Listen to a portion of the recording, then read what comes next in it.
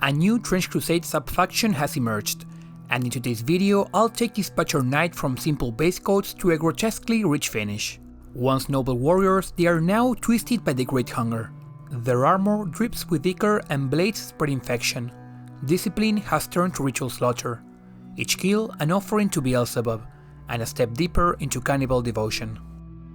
The first step, as with most of my Grimdark tutorials, will be an oil wash, which will establish darker tones in the recesses and shadow areas, as well as create separation from elements which are sitting next to one another.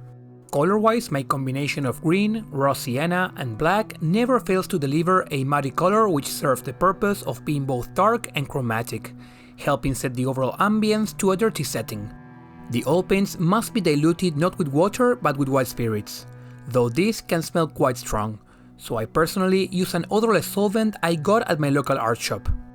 You'll see that while the paint is diluted, it is still staining even the raised surfaces quite a bit. That is intentional, as while I could dilute the wash even more, I am looking to make use of a reductive method, where I stain the whole model and selectively clean it to my liking. But before I move on to that, the model must be left to rest for around an hour, in order for the solvent to evaporate and the oil paints to get a slight grip on the model, which will allow us to modulate the cleaning.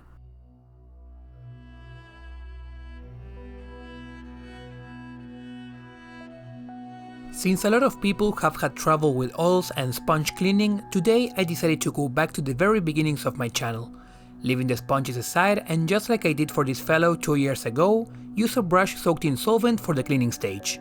The process consists of simply grazing the model with the brush, not pressing down, and allowing the solvent to do its work, and dilute the paint which will flow towards the recesses.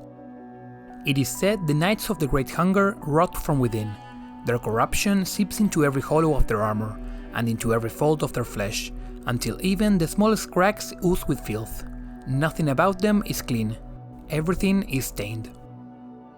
Only thing to be careful of, as with any wash, is of paint beginning to pull towards the bottom, but we can easily snatch it up with the brush and clean it on a paper towel. Thanks to the time that was given for the oils to set, one pass will still leave some oil behind which we can modulate through multiple passes of the brush. Though some of you might be thinking, why not start with a thinner wash from the start? Well, for these organic surfaces it will be hard for a thinner oil wash to remain on some of the recesses, and not just flow off of the model. Plus, the more we thin down oil paints, the more they begin to break up as they dry. Using this reductive method, we make sure to get both control over where the paint settles, as well as how much of it we want to be present. Stories speak of villages where the hunger passed through. At first, it was only whispers of decay, the smell of rot drifting in the wind. Then, one by one, the people themselves were hollowed out, until nothing living remained. Only shells, not empty, like an appetite that spreads like a plague. In case you clean up a bit too much, the paint remains workable on our palette for hours, so we can simply grab a pinch of the initial wash and tap it back on the desired area, where it will level out on the recesses. There is a unique look that comes with oil washes, but it will be only overnight that the model will be safe to work over with acrylics. I don't mind the wait, but if you do, use your preferred classic method of washing. While the model is already looking tabletop ready, I wanted to take it as far as one more painting session could allow. So focusing on the main elements of the model, I began to work on a pair of highlights for the pink and green flesh. This stage is not so much skill, but working with your tools and not against them. Mainly avoiding overflowing your brush with paint, and instead picking up paint to the halfway mark of the bristles in order to maintain a fine tip. You can learn more about this and to greater detail in my brush control and paint dilution guides, both linked in the description. The Great Hunger is not just another strain of the Black Grail, it is a wound in the world. Unlike the faster plagues Beelzebub has unleashed, this one does not burn itself out quickly. Instead, it lingers. It seeps into flesh, into crops, into the very soil itself, a creeping, patient corruption. To Beelzebub, this was genius. Most strains kill too quickly, leaving no chance to spread. The Order of the Fly, for example, are conquerors, warriors who embody disease as strength. They march in iron formations, their banners proud, their faith unquestionable. Each knight is a disciplined blade, and their plagues are deployed like weapons of war. But the hunger is different. It endures, it waits. It seeps beneath cities abandoned for decades, hidden in the bones of battlefields beneath layers of soil and ash. Sometimes it sleeps for years before stirring again. Entire villages rise anew, thinking themselves free of corruption, until the ground itself betrays them, until the plague buried in their foundations awakens, and the feast begins anew. Where the Order of the Fly spreads rot with grim purpose, the hunger spreads chaos. It does not conquer, it consumes. It is famine made flesh.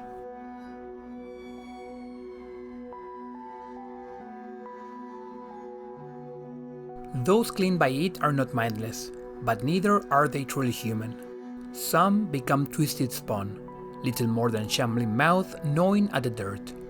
Others, far worse, retain their memory, their discipline and their skill. These are the Knights of the Great Hunger, the Butcher Knights.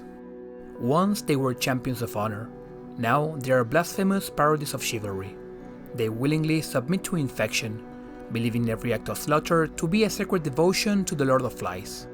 Their armor is warped, edged with heretical sigils, dripping with ichor that eats through steel.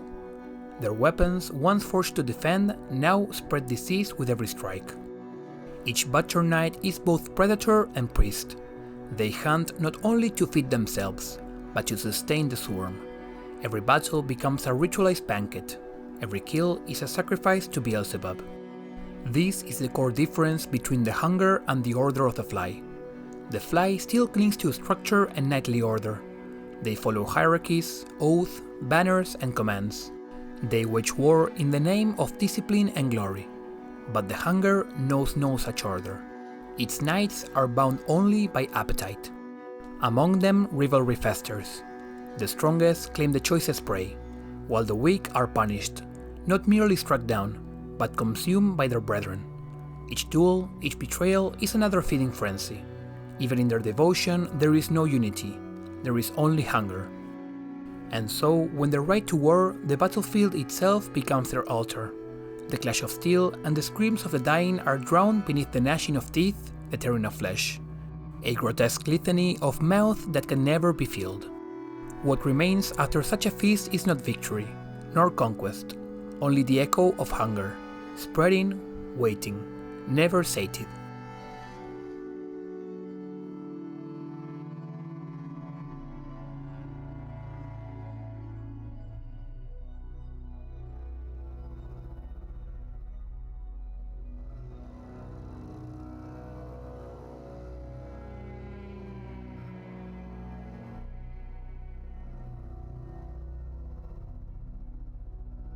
When it came to the metallics, a rust effect seemed fitting.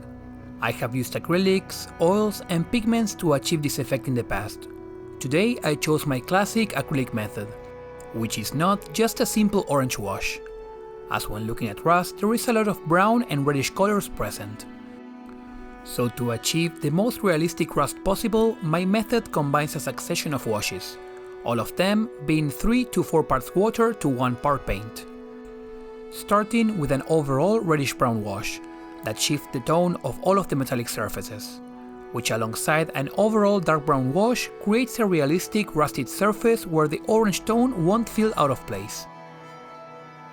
The Great Hunger is not an army that came from outside, but a curse born in the trenches themselves. It began in the long nights of siege, where soldiers clawed at the frozen mud for scraps, their stomachs hollow, their prayers unanswered. Starvation broke them first in body, then in spirit, until the darkness of the pit answered. They say it came as a whisper carried in the gas-choked air, a promise that the gnawing pain could end, but the gift was no salvation. Those who took it found their hunger unchained, a hunger that no bread, no flesh, not even the marrow of bone could satisfy. From that moment on, the trenches were no longer fortifications, but birthing grounds. The men who once stood guard rotted into something new, knightly forms twisted by famine, armor fused with bone, mouth opening where mouth should never be. The Great Hunger spread not like a faith, but like a sickness, and every battlefield it touches is left hollow, consumed and cursed.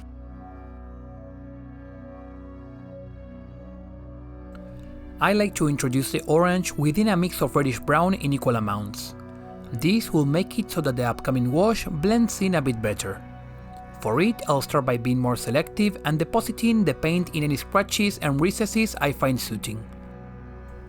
Afterwards, the look will be complete with a pure orange wash which will go over some, but not all of the areas I previously covered with the last wash. This way, adding more chromatic richness to the piece, and making the few spots of orange stand out more due to them not being present everywhere. The Great Hunger does not strike all at once. It seeps, patient as rot in damp wood, until there is nothing left to resist it. At first, the curse is only hunger, a gnawing ache that no bread and no flesh of beast can satisfy. But in the choking mire of the trenches, that ache sharpens, twisting the mind until even the thought of human flesh no longer repels, but beckons. And then the body follows. Flesh warps to match the appetite within. Faces sag and split into gaping maws. Spines arch beneath the weight of growth that pulse like swollen organs. Where once there were voices calling out prayers or battle cries, there are now only rasping growls and wet, choking gulps. Armor no longer protects, but fuses into the skin, sealing the victim in a shell of metal and sinew that bleeds as it groans.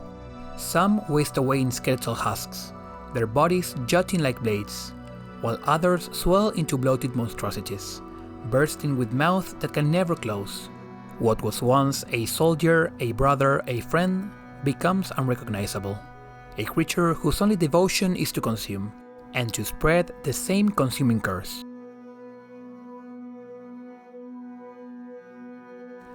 Unless this metal has been sitting idle, it is most likely to get scratched, an effect I can easily achieve through the use of a sponge and some stippling, as well as dragging the sponge wherever I want to create thin lines. We just have to make sure to remove excess paint from the sponge so not to create any blobs that would ruin our work thus far. Even when the butcher knight finally falls, the hunger does not. It seeps into the soil, clinging to the mud and the rot of the trenches, curling around every stone and splintered beam. It hangs in the fog, thick and silent, touching the lungs of those who dare breathe it in. The flesh of the survivor carries it, quietly, endlessly, like a shadow that cannot be banished, twisting their veins with its hunger. Even the wind whispers of it, carrying a faint, corrosive hunger across the land. Nothing is ever truly safe. Nothing ever truly ends.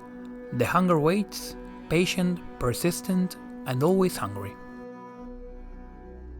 It is finally time to add some blood effects, but I am not going to apply them just like that and miss the opportunity for some extra detail.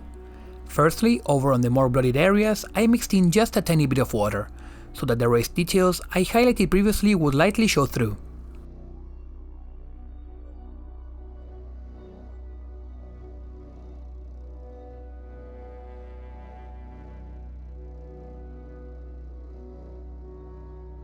Next, I added a pinch of black ink to create a darker tone, which I placed around the source of the bleeding to create color depth. And finally, adding a more generous amount of water, I created a wash which will make these areas look not necessarily bloody as the ones on the back, but certainly glossy and nasty. This was a different video than usual, and if you've reached this point, I want to thank you for sticking around, and would also like to know what you thought of the lore intermissions. More often than not, a lot of footage gets cut in order to fit my explanations, but those can only be so long. Today I wanted to try to fill in the silence with something, and not let the footage go to waste. While short and to the point explanations are the bread and butter of this channel, there is a lot to be learned from longer footage, so please let me know what you thought of this format. Finally, I would personally love to do a masterclass covering all of the models from this subfaction, so drop a like and let me know in the comments if that's something you'd be interested in. For now, I hope this video was worth the wait.